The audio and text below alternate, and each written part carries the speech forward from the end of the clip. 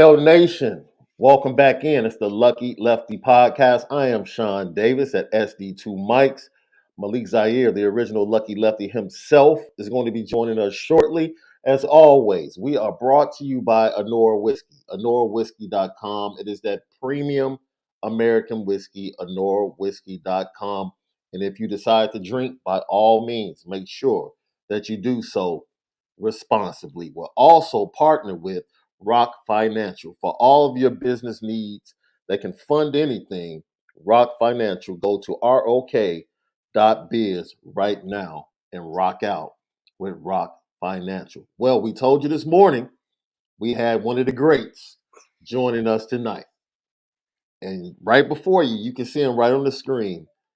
Rock Hill, South Carolina zone, Notre Dame great, safety, Jeff Burris is on the Lucky Lefty podcast. Coach, how are you doing this evening? I'm blessed, Shaun. I'm blessed. I appreciate you inviting me in, man. When I got your message on Twitter, I was like, absolutely. I just had to work some technical things out, but excited to be here. Look, let me tell you something.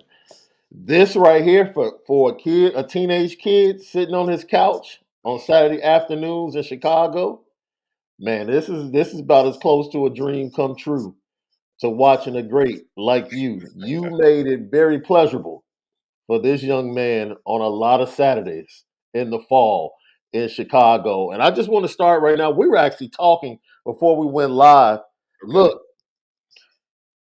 it's a good time to be alive, right? We know you're down there coaching with the Raging Cajuns down at the University of Louisiana. And we were just talking about the difficulty that the state of Louisiana is still going through and recovering and getting things back to normal. And with all of that being said, it's Mardi Gras week. So the entire state still is able to kind of have a great week to celebrate. It's Fat Tuesday. I've never participated in Fat Tuesday, but I have been to Mardi Gras. So, yo, what is it like? Like, have you gotten used to it now that you've been down there a few years? Well, I've actually this is going into year 6, and my wife and I have yet to participate in Mardi Gras. It's as crazy as it sounds. We actually went to our first parade. Actually a week and a half ago in New Iberia, which is not about a half hour from here. And but we haven't participated yet. It's funny because we actually flew out of town to visit my daughter. We get the state of Louisiana actually gives you this time. It's a statewide vacation time. So I had a little break. I actually flew out, let everybody have their good time, and then I come back in. so I sneak in, sneak out, and just. But I tell you what, it's being here. It's been phenomenal. The people here are phenomenal, and it's been a joy over the last, like I said, 5 years. Yeah, like I said, I've been in New Orleans plenty of times. Love the culture, love the food. Just never really gotten myself involved with Mardi Gras the way most others enjoy it. And at this point in my life, Coach, I don't know if I even want to attempt. Well, to- actually, my mom that's on her bucket list to do. I'm like, okay, if it is, you go ahead, you go right ahead. But like I said, it's definitely something as when you're down here, you get to see the festivities building up to it, the parades and those things. For me, like going to the one last week was actually great. It was great for us, my wife and I. Like I said, it was the first time going to at least a parade, but the festivities themselves, fine. Our head coach is Mike Desmo, who's actually from the area. He says the Cajuns find a reason to party. So Mardi Gras is that time to unwind, unleash. And the crazy thing about it is actually I saw my nephew's mom flying into town at the airport at random. It was like, what? Wait, hey, how you doing? So, Hey, don't forget LL Nation Irish fans, Apple Podcasts, Spotify, also our YouTube channel, Lucky Lefty Podcast, CFB Nation in conjunction with Irish Breakdown. All of our fantastic content is right there for you. Leave 5 stars, leave your comments. We respond to everyone. We appreciate you guys so much. It's the Lucky Lefty Podcast. You already know we spin it different. So let's go back. okay. Rock Hill, South Carolina. I didn't realize that I had a connection to Rock Hill, South Carolina. Okay. And South Carolina has been really good to the University of Notre Dame. Yeah. Oh yeah. You're about what, an hour and a half from Woodruff Hour and a half. growing up? Hmm. So were you aware of Tony Rice and his journey to Notre Dame? Well, so here's actually being in the state, you actually know who Tony Rice is. Everyone knew who Tony Rice was, and growing up, the funny thing about it is I thought I was actually going to go to Clemson because my Hmm. brother, and I say it all the time, my brother, who's the better athlete of the family, he actually had signed to go to Clemson coming out of college, but he had to go to junior college, so his path was a little different than mine. So once he graduated from junior college or finished his time at junior college, there was a coaching change at Clemson. So he no longer had the offer anymore and ended up signing with the University of Arkansas. And so for me, it was okay. And to be honest with you, Shaun, I had no idea that Notre Dame was recruiting me. At the time, I'm this young, naive high school guy that's just enjoying being a high school senior, just enjoying life, and just trying to win a state championship because we had lost my junior year in the semifinals. So trying to win a state championship and so focus on those things. And then as the recruitment continued to go on, it was funny because the coaches would come in and they would talk about Notre Dame more than I actually knew about Notre Dame at the time. And you mentioned Tony Rice. Yes, I knew who Tony Rice was, and but so when one of the things that kind of led to me being more intrigued with Notre Dame is I had a college coach come in and at the time he started talking. He just started talking about schools and it actually helps me in my recruiting because I don't do that. I don't talk about any schools. I tell what we have, what the benefits that University of Louisiana can present for a young man. So I don't talk about other schools. But this coach, he was a head coach, a prominent guy. He sat there and he started talking about Notre Dame and what they get at the time. They were getting all the best players in the country, and Jerome had just committed.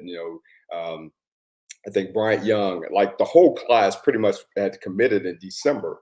Hmm. And my home visit was the guy. He said, "Well, they get the best players in the country, and if you go there, you get lost in the shuffle."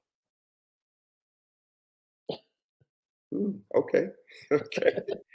All right. Well, good. So that eliminated them for just without a doubt. So, and that made me even more intrigued about it. And so you mentioned Tony. So when I took my official visit to Notre Dame, he was actually my host.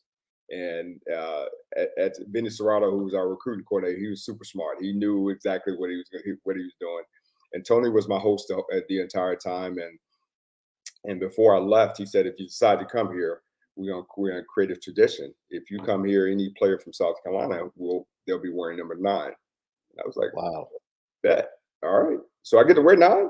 It's like, absolutely. And there was no question, no doubt that when I got there, I got the number 9. And it was one of those things. At the time it's like I'm wearing Tony Rice's number. So I got to uphold first and foremost, I got to uphold what he's done. And Yeah. more I got to uphold the state. And so it was fun. It was fun. And so that was kind of legitimate. I only took 2 official visits. One was the University of Georgia, and the second was the University of Notre Dame, and that was it. So it wasn't like a long, drawn out recruiting process. I got to Notre Dame and knew that this was home for me, and I was done. And I moved forward, and the rest is, as people would say, the rest is history. So here's my connection to Rock Hill.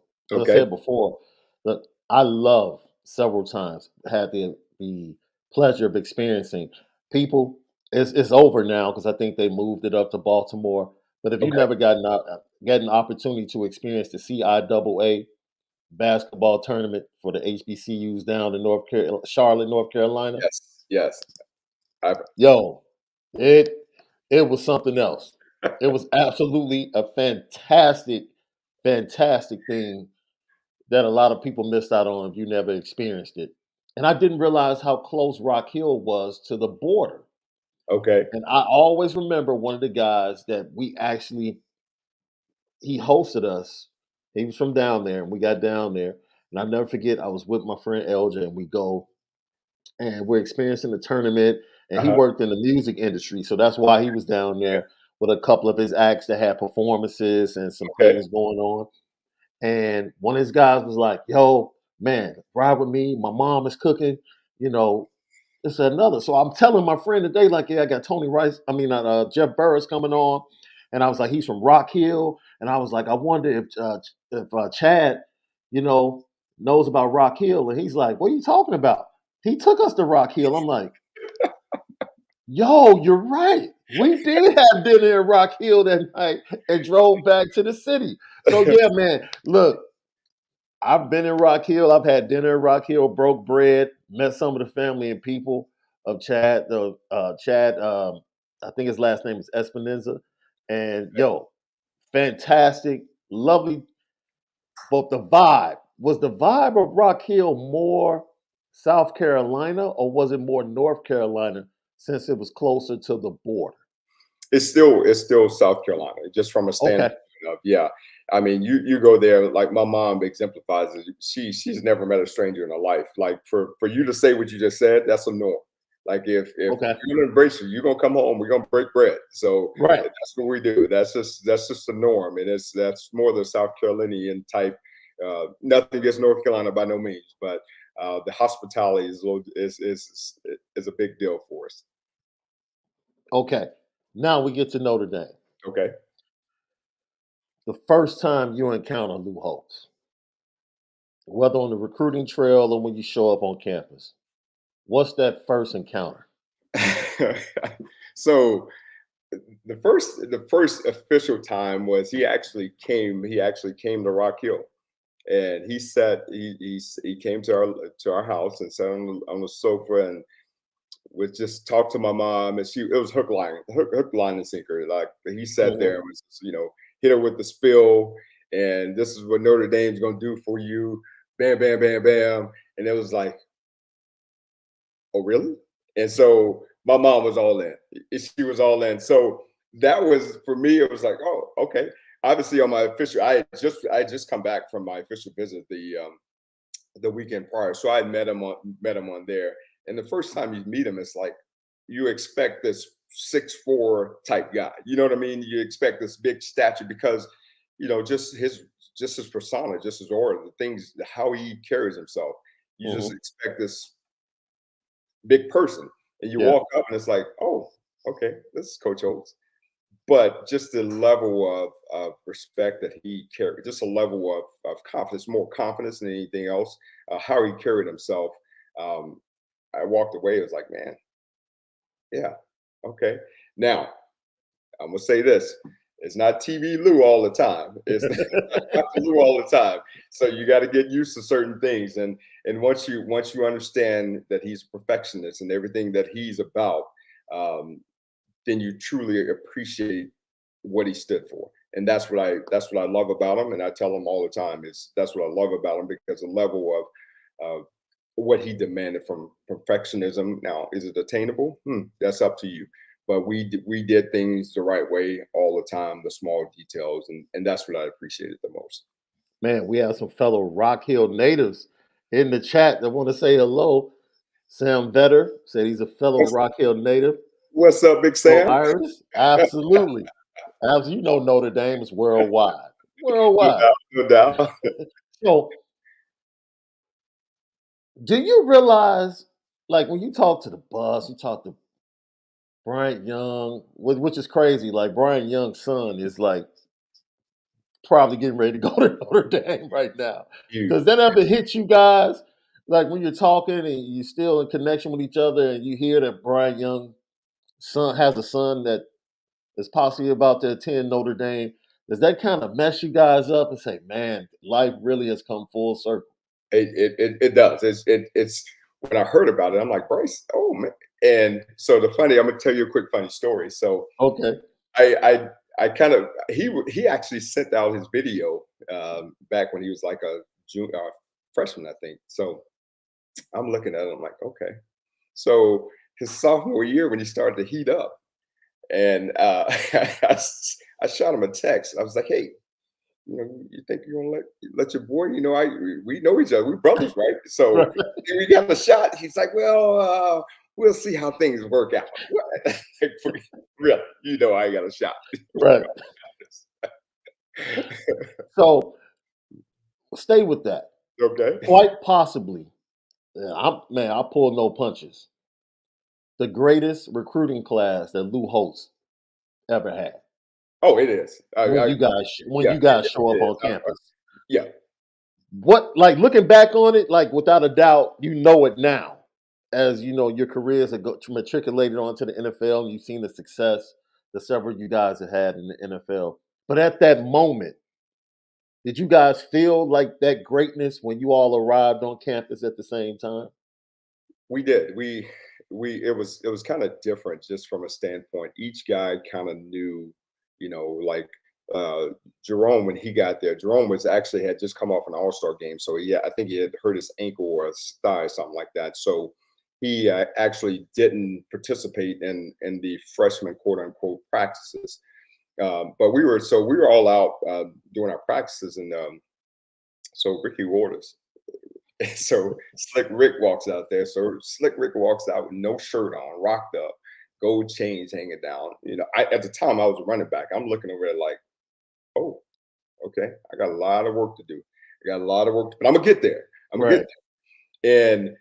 But just to level, like when BY Bryant Young came in, Aaron Taylor, Brian Hamilton, Oliver Gibson, Anthony Peterson, Hmm. Pete Burst, like we had Jim Flanagan, we had so many guys in the two deep. Like our freshman class, just from a standpoint, like I started on kickoff return.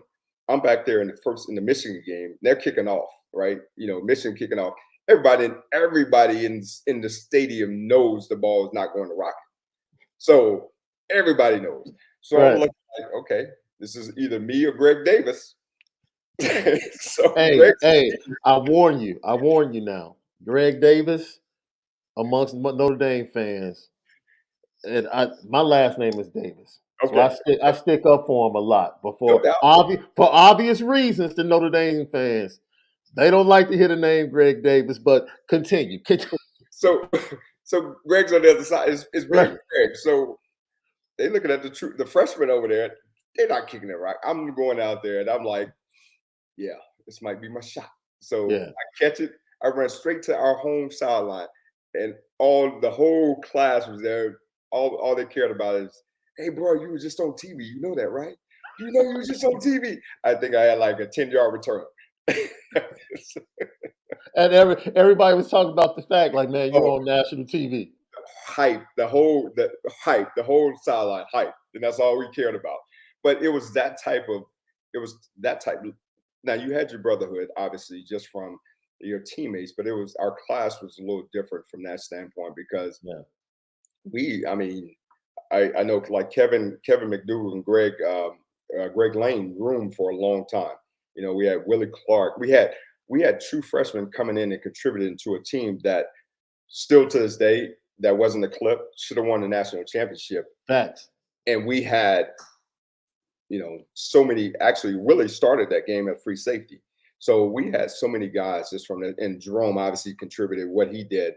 Aaron, Taylor started, Tim Ruddy, so we had guys, so many guys that were a part of a team that was nationally ranked at the time frame that was contributing as true freshmen. We were just like, okay, so when is our turn? Okay, Yeah. it's about to happen. So Yeah. sophomore year was that next step, but then junior, senior year, it was on the popping because we knew then. But losing Jerome, we lost Jerome and Tom Carter after our junior year. They both went, and again, you're talking two guys that left early and went one top 10 and top 20 both. So Yeah. uh, those are the type of players that we play with. But again, it's more we created Tom actually created a group text just recently that we're going to try to get together even more so, and it's all about maintaining that camaraderie and that brotherhood that we that we embraced so much back in the day. We're trying to bring that back right now. Yo, it's crazy because I need to get Tom Carter on to talk business.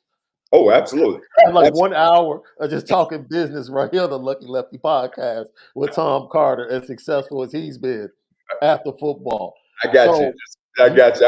I get you hooked up. I man, get we you hooked up. appreciate it. We All appreciate it. right. You touched on something, coach. I've talked to several players, Okay. whether it's players that played with Malik, players that preceded him, current players that are there now, and you touched on the brotherhood. We know there's an overall brotherhood at Absolutely. Notre Dame. Yeah. Like once you don the jersey, you're part of the family. You're part of the brotherhood.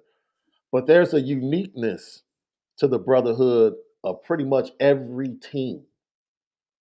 Because Without every team is different every year. correct. Guys leave, guys come in.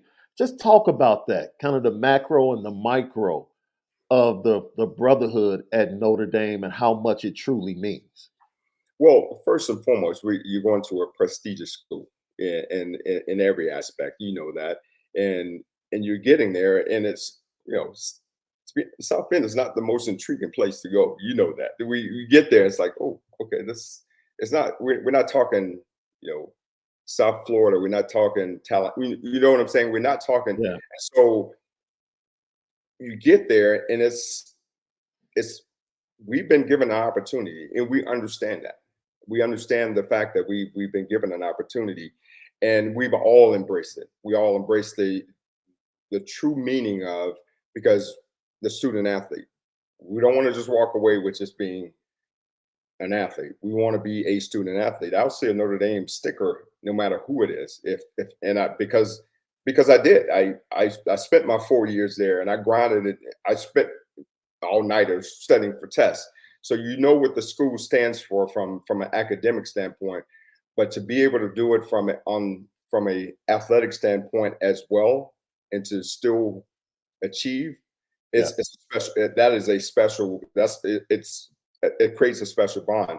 And it's funny you say that because, for instance, Archie Denson, he and I never played it down together. Never yeah. played it down together. But when I left, he was doing this thing, 123, and it's like, man, who is this dude toting that rock like that? And I can pick up the phone right now and call Autry anytime. Like I saw Corey Minor at a game, and Corey definitely haven't played together, but it was Right. like, this is my brother because I know, just watching guys, I can sit here and talk about Jeff Samardzija, it just Zib, Tom Zibikowski. I'm sitting there walking, I'm like, do your thing, man. It's just all those guys. And if we're in the same room, it's just like, this is family. These are our brothers, and it's always that way, no matter where you go. And I now, do I know every single player? But not, and I need to get better at it. But I got my players that I got to deal with and coach, and my teams that I'm preparing for. But I'm always watching. I'm always getting up, and I'm at the end of the day, I'm trying to see what Marcus Freeman's done. Yeah. And I'm happy for him. To be honest with you, and when he got the job, and it was a proud moment for me to see that. And yeah, so I actually shot him a text. Now, to be honest, I was shocked he actually returned my text. So, but I've heard nothing but great things about him. But that's what it's all about. There truly is. It's all about that. And I'm glad, from what I hear, he's upholding every single part of that. He makes sure that, because there was a time frame that older guys were not accepted back into the realm of Notre Dame. And I actually was fortunate enough to be, Brian Kelly invited me back to be on staff as an analyst. But there was a time that former players were not allotted that opportunity. And to see guys really embracing what Notre Dame stands for, and the people that make the university what it is. Jack Schwarber, Jack's done an amazing job with, just the athletics as a whole. Heck, I'll be honest with you, I sit here, if Notre Dame's women's basketball team's on right now, anytime, oh, I'm on it. I'm watching it. My wife, she knows, hey, we got to watch this basketball game. And so that's how we roll when it comes to that. Absolutely. Yeah. So So you open the door, and I'll go through it because I've talked to Malik about this. Malik was like, "Yo, Coach was, man, he was like, yo, he's a fantastic coach. He was like, he was only there with me for a year. And it was a trying year for Malik. He was coming back from injury. Yep. But just talk about the opportunity that was given to you for by Brian Kelly to come back as an analyst and how that helped to propel you into your career and what you're doing now. Oh, it was an unbelievable opportunity. Now I sat there and again, that's how, again, the same type deal we're talking. Malik's situation.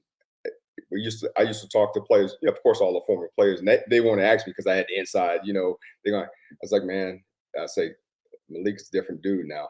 He's a different dude, and you just talk and you have a chance to meet all the players. Like, I mean, I can sit here, just that time frame of Brian giving me the opportunity to come back and be a part of the program and just be a part of the tradition and to say that I was on a coaching staff. I took pride in every moment of it. I did. I took pride in every moment of it, and I embraced every opportunity that came along. You had some phenomenal people come through the program at the time, and you continue to have phenomenal people come through the program. And it was great to see. Heck, Ian Book was at the time was on scout team. Yeah, Throwing the ball around and just the number of players and people that make the school special. You see why. And that's what I mean. Brian actually created that opportunity, allowing guys to come back, and it was greatly appreciated. And it gave me an opportunity to from there move on and move. And I'm blessed to be in at UL. I'm gonna give my head coach a plug, Michael Desmo, who's unbelievable head coach, unbelievable man. We didn't have our best year last year, but this year we'll shake back easily. We'll shake back easily. absolutely. Lucky Lefty Podcast, Apple Podcast, Spotify, YouTube channel. Go follow us. Make sure you smash the like button. 5 stars, comments. We appreciate them all. CFB Nation, you already know we spin it different. The great, and I emphasize great, Jeff Burris, Notre Dame great, joins us right now on the Lucky Lefty podcast. Look here, I asked you about that class. Okay. Now, since you knew that was the greatest recruiting class in Lou Holt's history, I want you to know that you played on quite possibly the greatest team not to win a national championship, that deserved to win a national championship. And by the way, my favorite Notre Dame team of all time. I say it on this show all the time.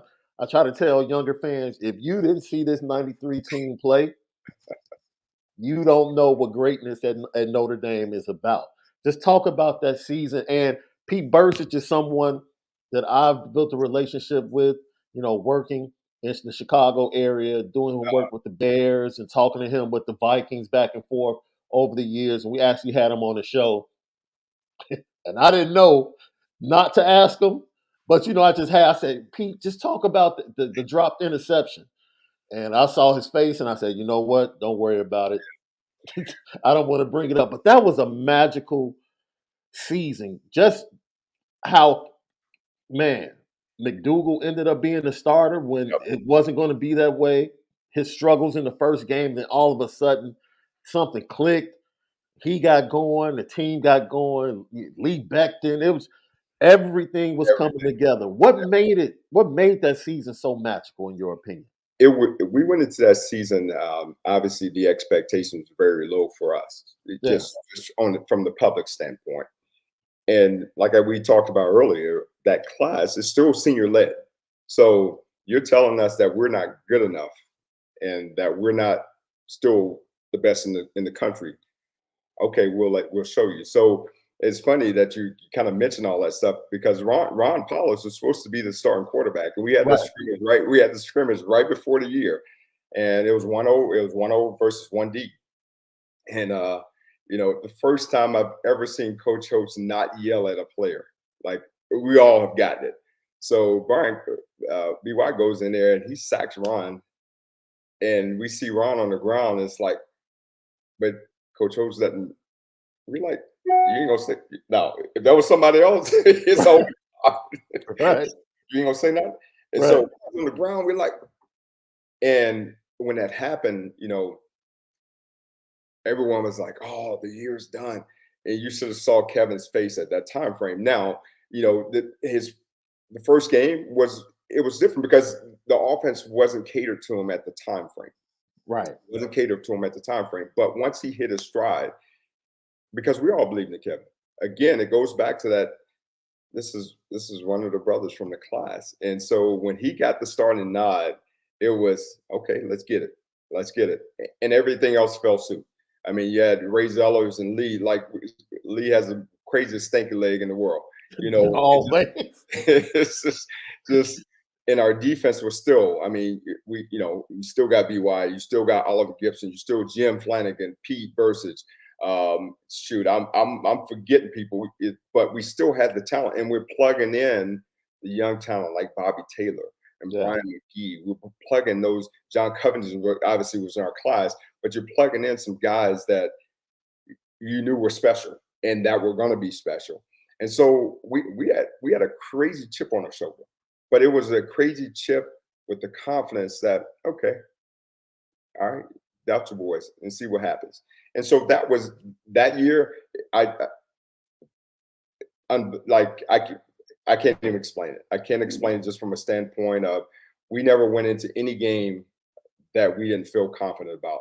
Like the Florida, everyone talks about the Florida State game. I actually got drafted in Buffalo with Kevin Knox, who was a receiver on for Florida State at the time frame. He's like, man, if we'd have played you guys somewhere else, we'd have. I was like, nah, cuz we'd have did the same thing over and over again. Please give me this honor. Please give me this honor. Okay. Kevin Knox, relax. You lucky you weren't down worse. Exactly. But Notre Dame had at least 14 points that they left on the field in that game. Exactly. It shouldn't have been close. Exactly. You should feel blessed that touchdown Jesus looked down upon you and gave you an opportunity late in that game because you got thoroughly outplayed on that day. No doubt.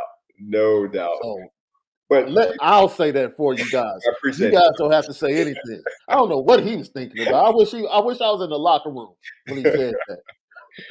but the funny thing about it is yes, we turn around and we lose to a very good Boston College team. Now it wasn't like Glenn Foley wasn't like a scrub at the time frame. They were a good football team. Yeah. But we turn around and beat a Texas A&M team that we had beat the previous year. Right. And the number of number one draft picks they had on their squad. I mean, they had Aaron Glenn, Quentin Corey guys. They had some cats on that squad. And we don't walk away with at least a tie for the national championship. I agree. So, it is what it is. We know. Yeah, we know we won it on the field, but it's all about putting the ring on it, and they got the ring, so we'll leave it at that. That's because cats in the locker room whining after the game, begging the voters, please give us another chance. Give us another chance. Let us have what they got going on right now. Right. Absolutely. If it was a 14 playoff in '93, Notre Dame would have walked away with it. So it would have been Florida State, Nebraska, Texas A&M. Yep. And trust me, we felt good about every single one of those matchups. Which it would have ended up in a rematch between you and Florida State. No doubt. Man, it don't matter where you want to play. Yeah. Middle of the street. No doubt. Local park. Where you want to play. Because the same thing's going to happen. We're going to roll up our sleeves and punch you in the mouth. And there's nothing you can do about it because that's not how y'all roll. That's not how they roll. I mean, I'm enjoying this Lucky Lucky podcast. Jeffrey, can I get into some moments? Okay. 1990, freshman year. You talked about the Michigan game. I want to take you to Knoxville, Tennessee. Oh boy. On the road, right? Oh, okay. I'm talking about Carl Pickens, Alvin Harper, man, that squad. Loaded. Johnny Majors. Reggie Cobb. Yes. Toting it. Man. You started off as a running back. And I think when I talk about this, you probably can give me a story of how you eventually moved to free safety because I watched this game. So the funny thing about this game was, so we had just come off playing Navy the previous week, and Coach Holtz was not happy because I think we had given up like 30-something points to Navy. Now, it wasn't a Navy triple option at the time frame, so we get back, and coach says, I need. It was myself, Willie Clark. Oh gosh, I forgot who was the other one. It was four guys that he told to come to Loftus. Mhm. He wanted us to work out as DBs, and so it was funny because as a freshman, you go into each game, and as a running back, I was circling the games. I'm like, yeah, I'm gonna play in this game. I'm playing this game. I'm playing this game. I'm playing this game. And I didn't play in my games that I circled. I was a little hot. So he brought us in and we did this workout.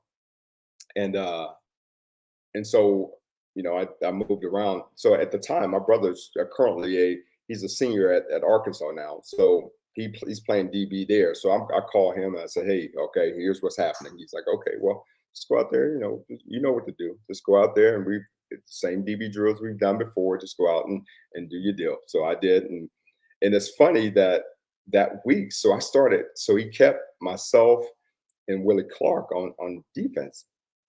And so me and Willie are getting reps over there. And I'm not thinking. I know I'm traveling because I'm on all the special teams.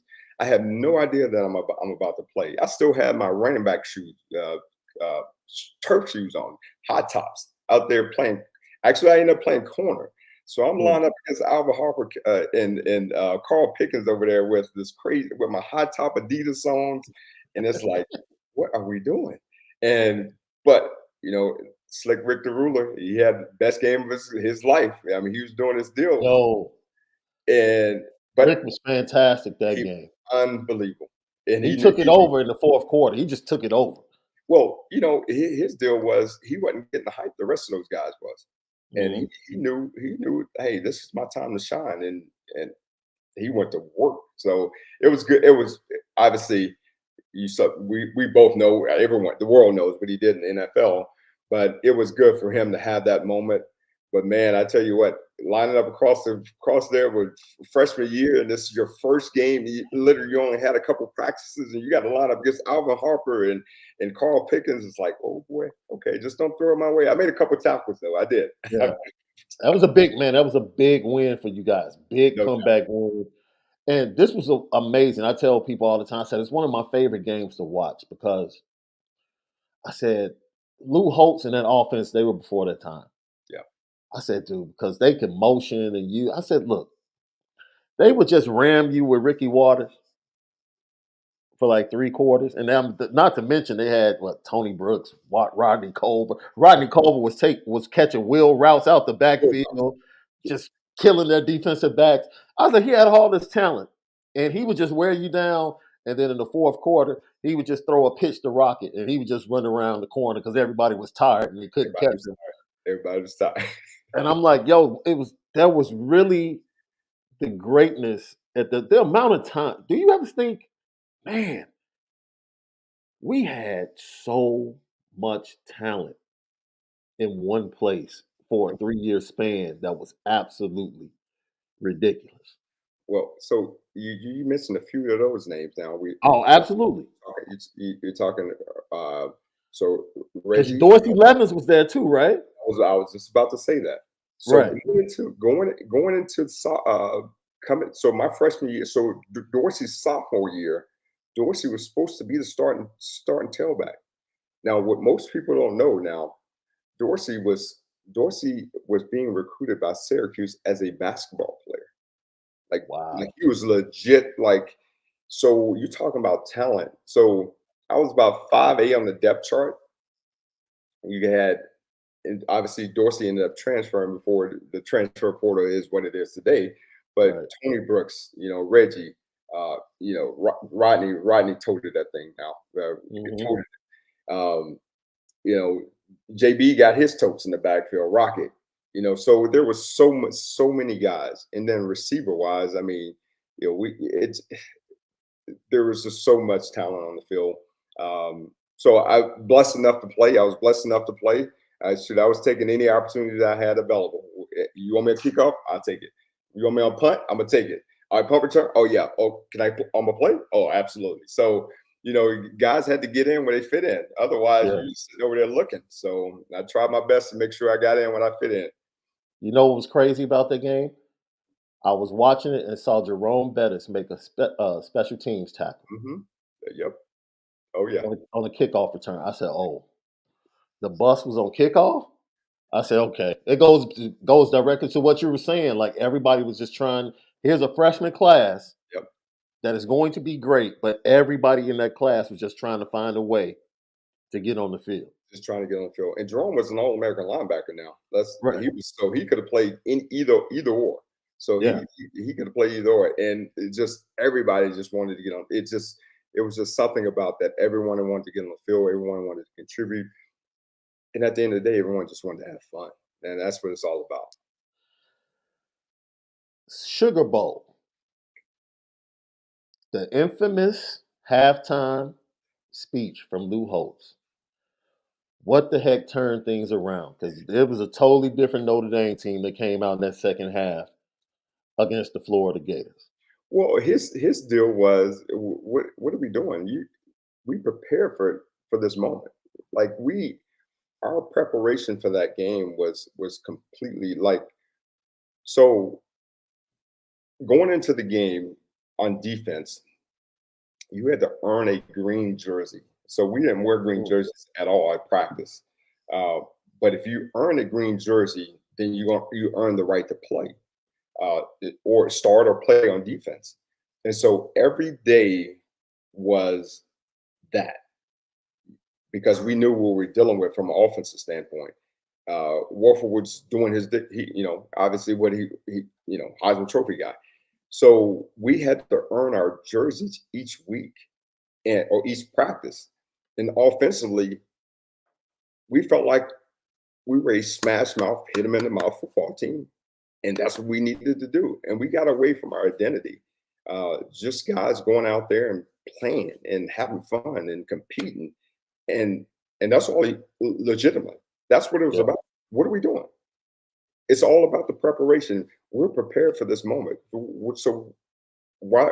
And then obviously Jerome went and had did his deal. So guys just knew, and that's the part of the game that the preparation is the most important thing. The practices were the hardest things that we dealt with.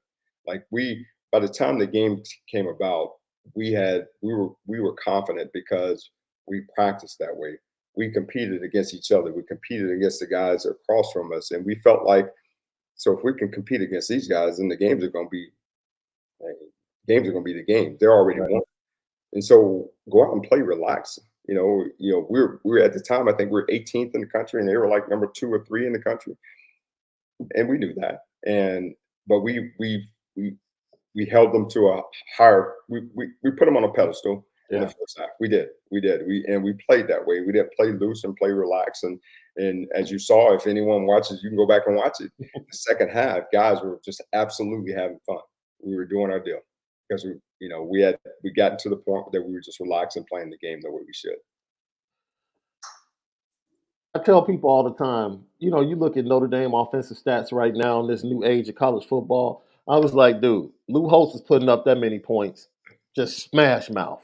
Like the game is the game, Yeah, game right? is The game's the game. When you see the success of Kirby Smart and the way Georgia is winning right now, does it amaze you, or do you feel like football has kind of come full circle and now the way you guys used to win is paramount once again?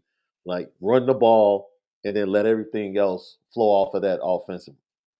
I respect what Kirby Smart's doing in Georgia now, without a doubt, because he won. He's gonna get some dogs on defense, and he's gonna make you stop. How many times, especially like you just mentioned, this is a new age. Everything is spread and everything is this or that. But he wants to run the football. He wants to have 12 personnel. He wants to have 2 tight ends in the game. He wants to play the game and be physical. And to beat the teams that he's beating the way he beat them, it's something to be said about that. Yeah. Something to be said about the way he's going about it now, and just challenging his players and going to compete. I mean, I've heard some halftime speeches. I've heard some the pregame speeches. Heck, I mean, it sounds not. I'm not saying he's Lou Holtz or anybody, Nick Saban by no Right. means, but he's motivating those guys to be the best version of themselves every play, every minute. And you see why the guys are going to play the way they are. So much respect to how they're handling their business now, because they taking it back to that smash. You watch the national championship game, it's like, okay, they were throwing it around, but they were toting that thing too. It's like, okay, all right, it's gonna be okay. Yeah.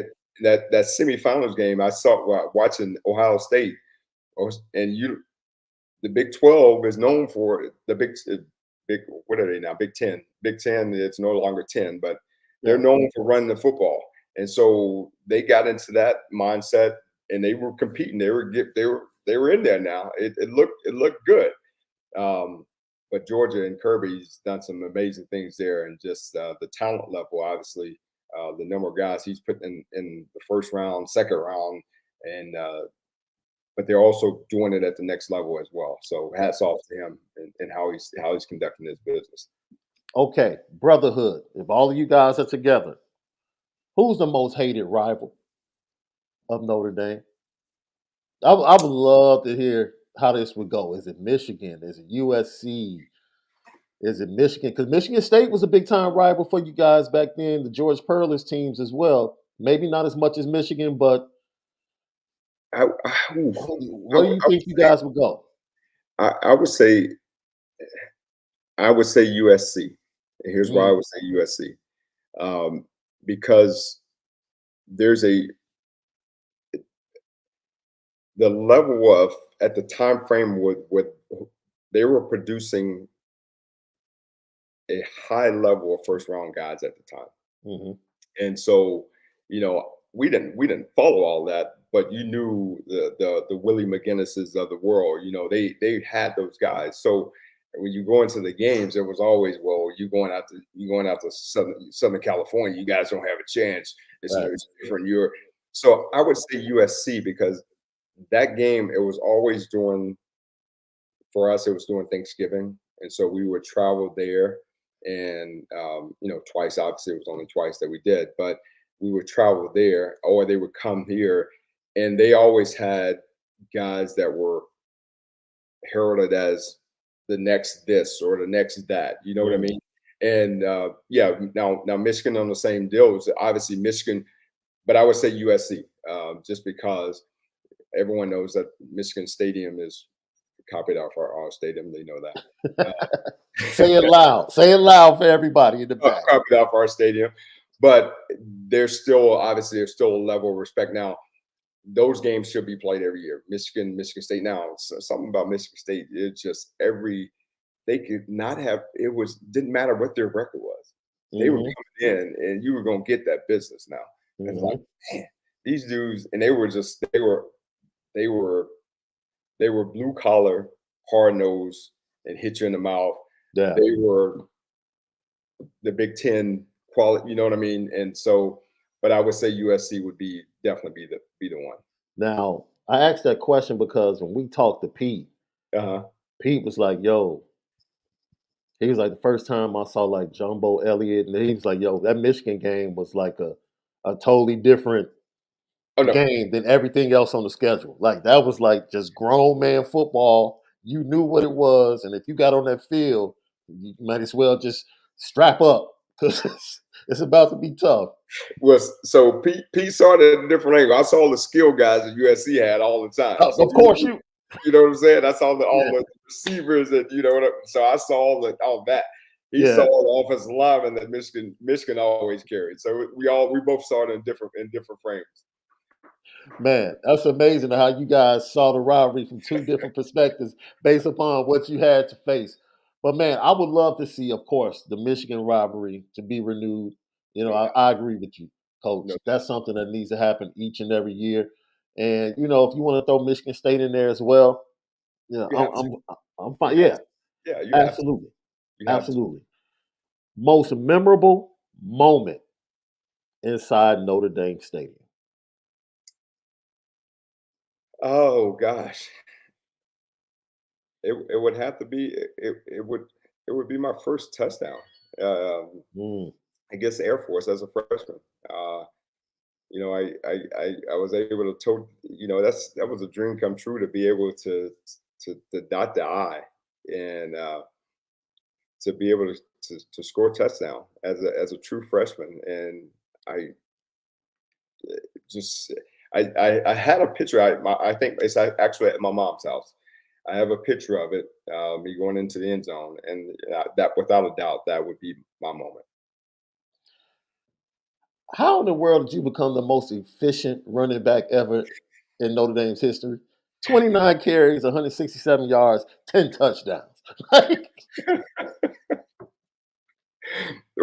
Well, if it was up to Reggie, then I would probably not gotten a couple of those touchdowns because how did so that end up happening? Like you said, you made the switch uh over to the defensive backfield, but coach just kept it in his mind, like, yo, I want to use Jeff in the red zone. well, it's funny because we used to have goal line, and Jerome won't tell the story, but I'm gonna tell it so the world can hear. So it was 1 versus 1 on the goal line, Mhm. and so we are it's our junior year, and we're stuffing them left and right. Pow, they trying to run it. We pow. I hit Jerome in the hole one time. Pow. So Coach Host is like, okay, well if we can't score, Jeff, come over here. So I go down. I don't know. All right. Calls the play. I get in. I score. Calls another time. I score again. And then the rest was history. It's like, okay, you on the goal line. I'm like, all right, cool. And just it went from there. So it's just one of those competitive drills that we always had, one Yeah. versus one on the goal line.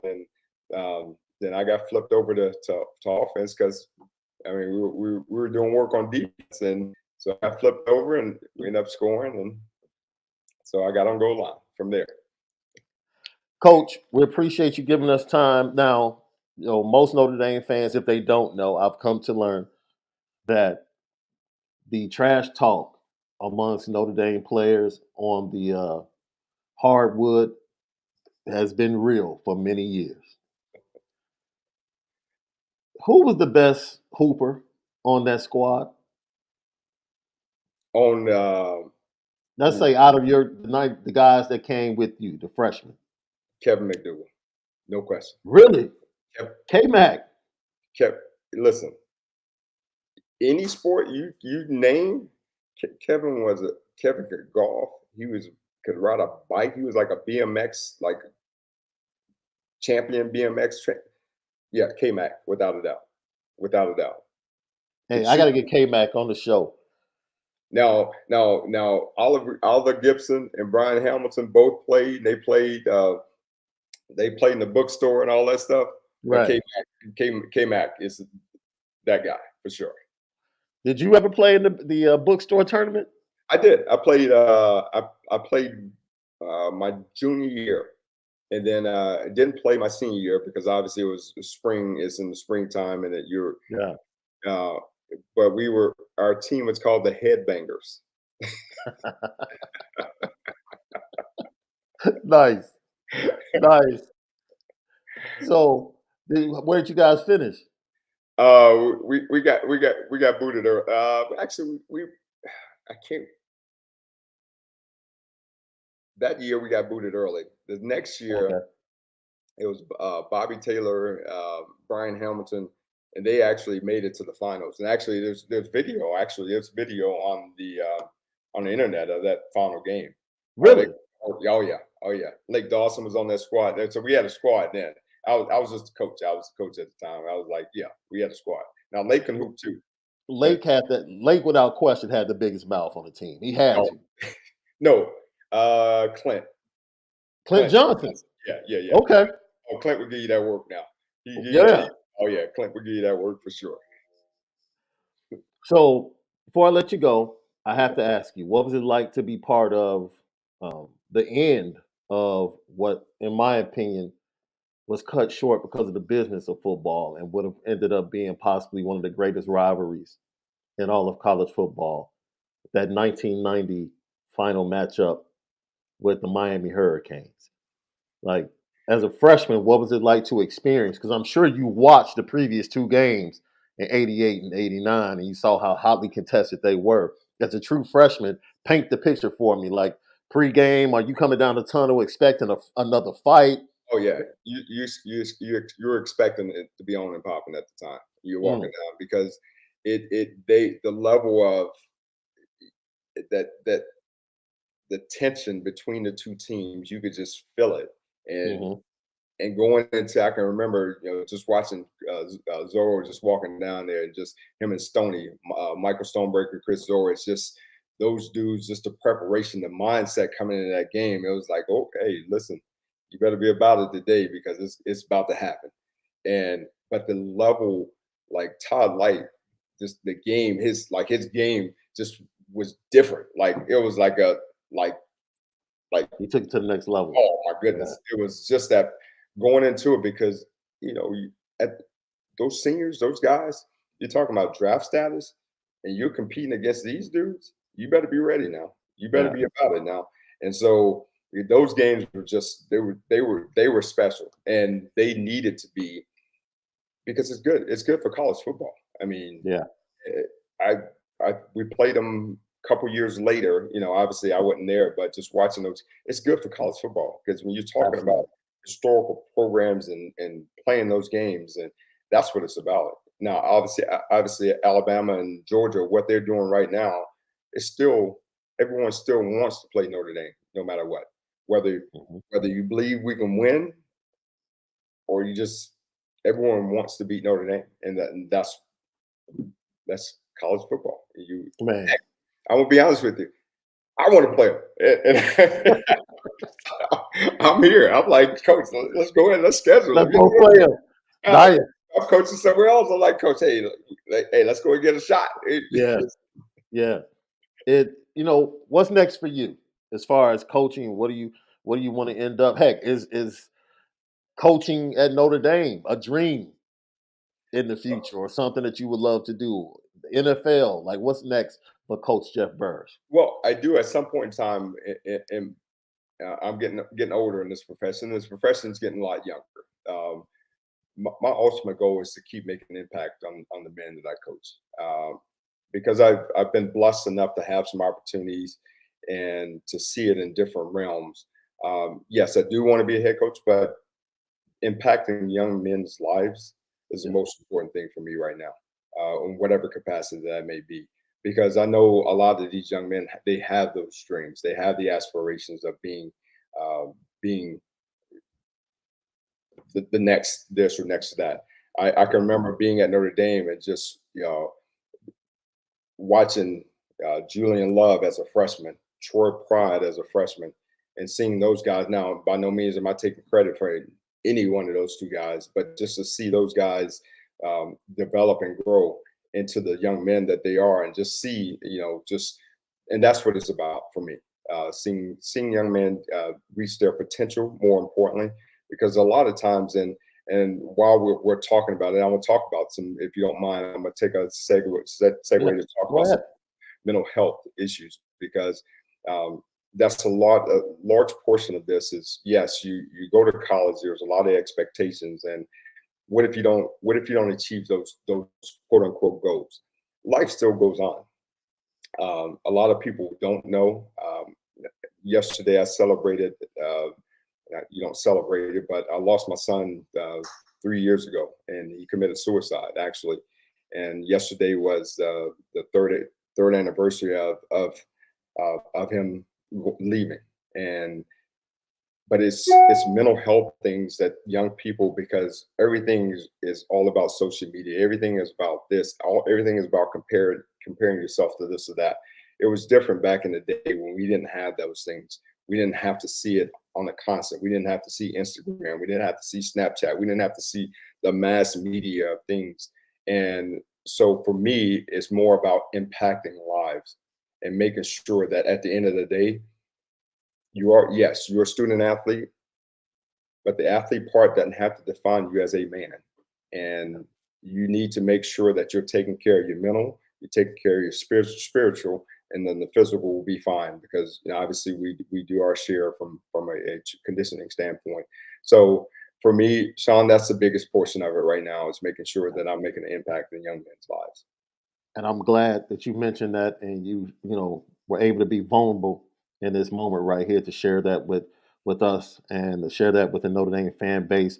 We on the Lucky Lefty podcast, we have always tried to cultivate a culture to whereas, you know, and we say it multiple times, when you're watching these young men on Saturdays, understand that they're more than just entertainment for you. Without a doubt. They have personal lives, and you have no idea what they could be dealing with mentally, spiritually, or just in their family lives. And, you know, with that being said, as the extension of the Notre Dame family as fans and as podcasters, and Malik as a former player, part of the brotherhood, he'll tell you, we feel you guys. And it's different. Yeah. It's different. I don't know how to explain it. It's a different fan base. It's a different set of young men that have come through Notre Dame and come out on the other side. And the brotherhood is totally different. And people say, oh, it's always brotherhood. I'm like, no, I'm telling you, I've experienced this brotherhood, and it's unlike anything I've seen. So your family and you, coach, will continue to have our prayers, continue to have our condolences and support for anything you do, anything that you and your family are connected to that deals with mental health, any outreach things. Please get in Absolutely. contact with myself and Malik, and we're Absolutely. right there with you. We'll come to wherever you are to support whatever you guys have because we believe in it, and we just want you guys to know that the Notre Dame fan base truly loves you and has your back. Well, I appreciate you, my brother. Truly do. Appreciate you. Absolutely. So we want to have you back on because I want you and Malik to be able to talk about the nuances of Notre Dame. There's some Okay. things you guys know that Okay. I don't know. So I had to just stick to the historical stuff and just the story. But I'm going to have you back on with Malik for part two of this interview because there's so Absolutely. many other things that we can get into with the great Jeff Burris. Notre Dame fans, thank you for tapping in tonight. And you can follow him on Twitter. He's a defensive back coach for the University of Louisiana Raging Cajuns. By the way, you guys have some sweet helmets. I don't care what anybody says. Your helmets are sweet. Appreciate that. Continue success to you, coach, in all of your endeavors. And we love you. And man, we'll have you back on real soon. Love you too, and I appreciate you having me on. Absolutely. Notre Dame fans, we'll see you tomorrow morning, myself and Malik. We'll get into some more conversation about the Notre Dame Fighting Irish and new offensive coordinator, Jared Parker. For the great Jeff Burris, I'm Shaun Davis. Man, you don't know. This just made my day to be able to enter. This is one of my heroes, man. For Jeff Burris, I'm Shaun Davis. We bid you adieu until we see you tomorrow morning right here on the Lucky Lefty podcast.